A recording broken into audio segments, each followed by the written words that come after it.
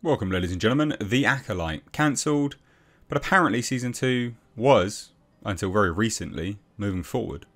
Interesting, I think, personally. I think they were planning to, at the very least, and then they were waiting for the final figures to come in. So we've got a look at that report, and then also we're going to be looking at just the overwhelming meltdown that has happened for the Acolyte being cancelled. There was even a petition set up, like 700 people signed it. Bring back the Acolyte. You know, all 700, all 12 fans, or 700 fans. Unbelievable. So we'll dive into this. Hit subscribe if you're new here, guys. Turn those bell notifications on.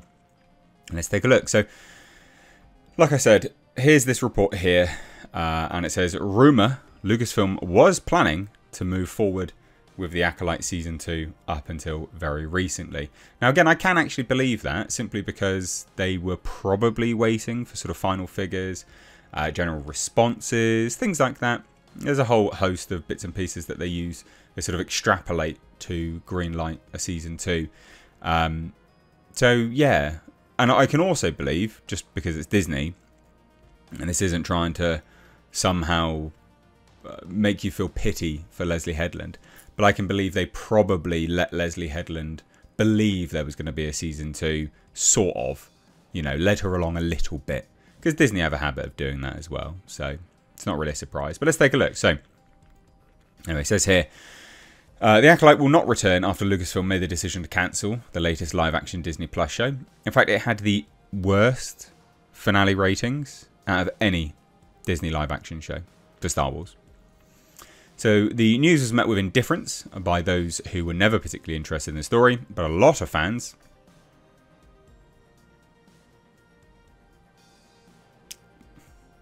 is doing heavy lifting there. I mean, there were not a lot. Were disappointed, due in no small part to the fact that the finale left so many major plot points unresolved. Well, that's a sign of a bad show, isn't it?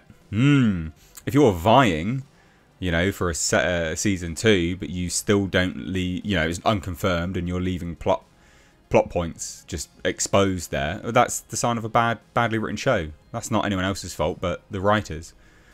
So the narrative seems to be that Lucasfilm Disney never intended to renew the show. That's bollocks. For more episodes due to low viewership numbers, but this may not be the case.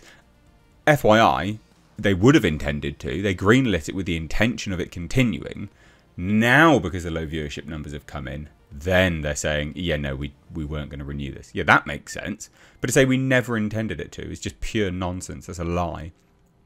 So anyway, according to the Hot Mic co-host John Rocha, tentative plans were in place to develop a second season. So John Rocha, who is a notorious cuck of Hollywood, genuinely just an absolute pea-brained amoeba fool, says, breaking, according to my sources at Disney and Lucasfilm, the studio was in fact putting together a Season 2 writer's room for the Acolyte about the Acolyte back in February with Leslie Headland, and had been quietly inquiring about the interest level and availability of directors for a Season 2 as recently as last month. The show definitely had a soft green light to continue, and that's what I'm talking about, right? They wouldn't have developed this as a one-season thing, because then it would have just been a movie. They developed it with the express intention of multiple seasons, like absolutely. So, it says, and Disney's internal language currently describes the show as cancelled, despite what they're saying publicly. So yeah, it was cancelled. Also, they've removed all of the Acolyte merchandise from the Disney store. So they're like, this never happened. No. It did though, didn't it? Like it 100% did actually happen. So there is that, which is, again, highly, highly, highly comical. Very, very, very, very funny. I think the fact that they're just like, no, this didn't happen.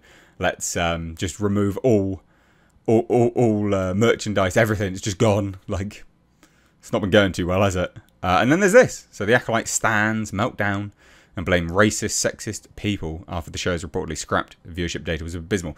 I think what's important to note about this, and I covered this on my podcast, is that the hate watchers actually boosted the viewership numbers, right? There were so many people that were watching out of like sheer morbid curiosity, and without them it actually would have been way worse. Like the viewership numbers would have been worse. It's not, you can't blame the people that didn't like it. You can blame the people that you know, that were fans and there weren't enough of you. That's what you can blame. And you can blame the people that made it for making something arguably that was just garbage. Just straight up garbage. But yeah, it seems weird for people to be like, oh, we blame the racist, sexist people. Why? They didn't like it. But they were watching it, actually, so they still boosted the viewership.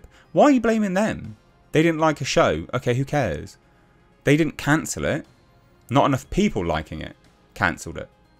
So it's actually blame the fans. There's not enough of you.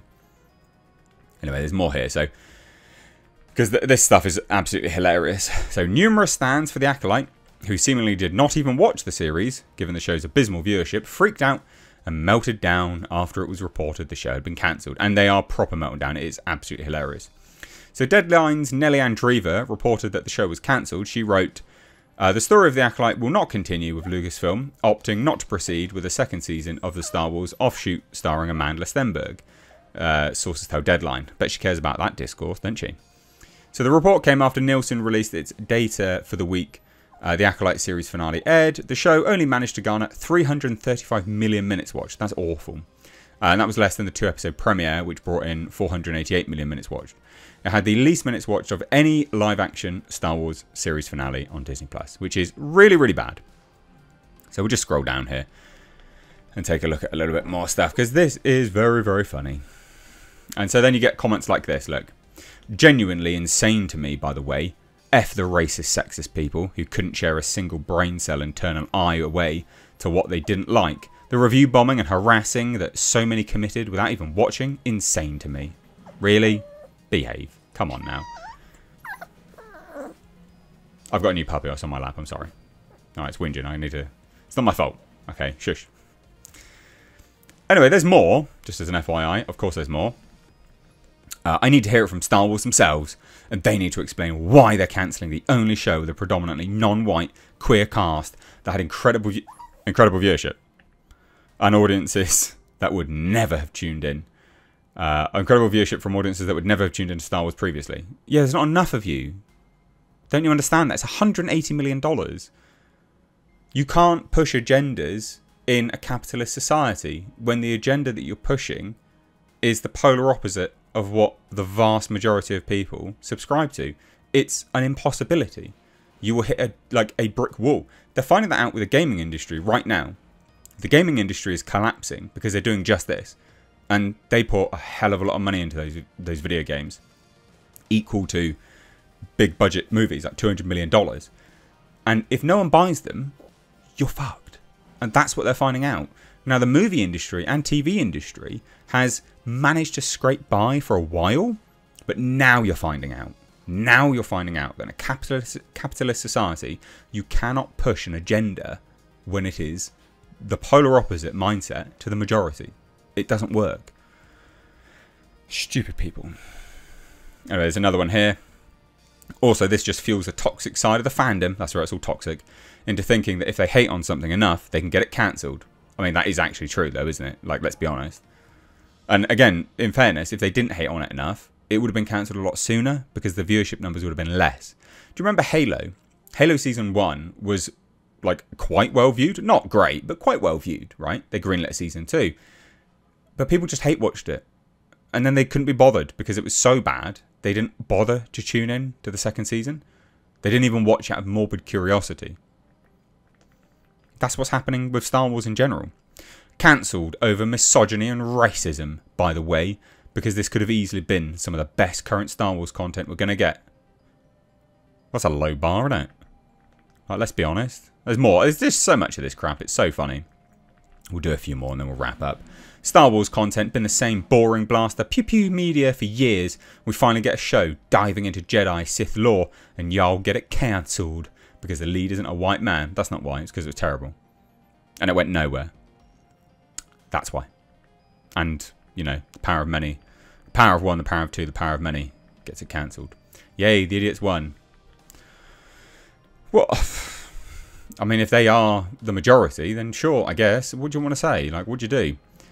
J. Tim Suggs wrote, massive day for incel YouTube channels with under 10k subscribers, making the worst clickbait and problematic videos you ever seen. Well, I've nearly got 400,000 subscribers. I'm still going to make videos on it. I was hoping to buy a classic car from it, to be fair.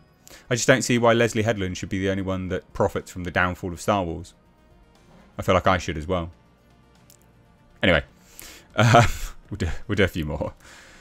Here's this one. Review bombed by idiots. They didn't actually. The people, like, I actually watched it every single, and I watched every single episode and I reviewed every single episode constructively. Like, it was trying to ascertain where the plot was going and what the story was and the acting and things like that.